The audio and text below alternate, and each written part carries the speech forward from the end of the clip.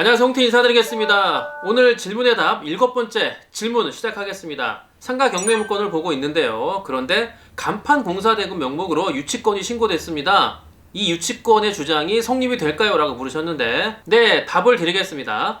민법 제320조 1항에는요 타인의 물건 또는 유가증권을 점유한 자는 그 물건이나 유가증권에 관하여 생긴 그 채권이 변제기에 있는 경우에는 변제를 받을 때까지 그 물건 또는 유가증권을 유치할 권리가 있다라고 규정하고 있습니다.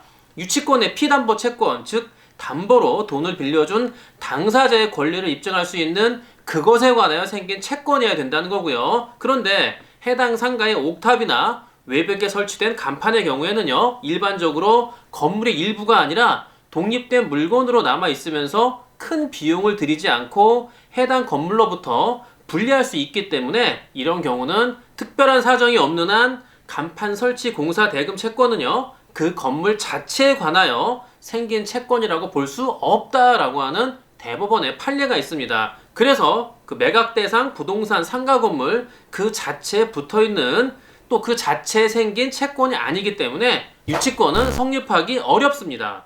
즉 언제든지 내 마음대로 붙였다 뗐다 할 수 있는 간판이기 때문에, 그리고 그 해당 상가 업주의 이익을 위해서 설치한 간판이기 때문에 유치권은 인정될 수가 없겠죠. 그런데 예외가 있을 수 있습니다. 바로 스타벅스 간판이 내 건물 1층에 걸리는 순간, 또 스타벅스가 내 건물에 입점이 오는 순간 그 스타벅스로 인해서 1층을 제외하고요 2층, 3층, 4층 그 임대료는 인근 다른 사무실 상가보다도요 비싸게 받을 수 있고, 또 그로 인해 건물의 수익률이 올라가기 때문에 당연히 건물 가격 또한 올라가겠죠. 이런 경우는 스타벅스가 입점함으로써 건물의 가치 자체가 증대됐기 때문에 스타벅스는 해당 건물 낙찰자에게 유치권을 주장하면서 유익비 상환 청구권을 주장할 수 있다고 판단이 됩니다.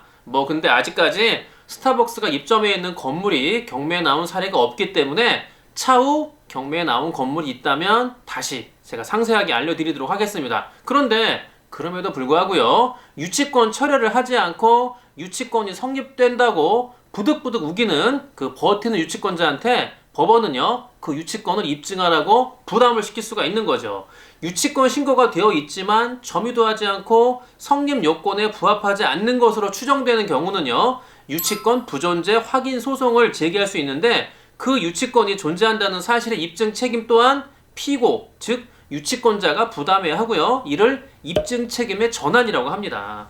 유치권의 성립 요건을 말씀을 드리면은요 1. 타인의 물건에 대해서 2. 그 물건으로부터 발생한 채권이 있어야 되고요 3. 피담보 채권이 변제기에 있어야 되고 4. 유치권자가 반드시 점유하고 있어야 그 유치권이 성립을 합니다. 그러나 경매 물건에 신청된 유치권의 99%가요 가짜예요. 가짜고요. 그리고 유치권 신고 역시 아무것도 없어요. 그냥 우편으로 신청서 달랑 한 장 접수됐기 때문에 크게 걱정할 필요는 없다고 저는 생각을 합니다. 다만 유치권 신고가 되어 있으면요 대출에 제한이 올 수 있기 때문에 무조건 가짜라고 무시하고 넘기지 마시고, 꼭 제가 강조한 거 있죠? 현장 조사 꼼꼼히 샅샅이 낱낱이 하시라 당부드립니다. 오늘 7번째 질문의 답은 여기까지 하고요 다음 시간에 8번째 질문을 가지고 돌아오도록 하겠습니다. 안녕.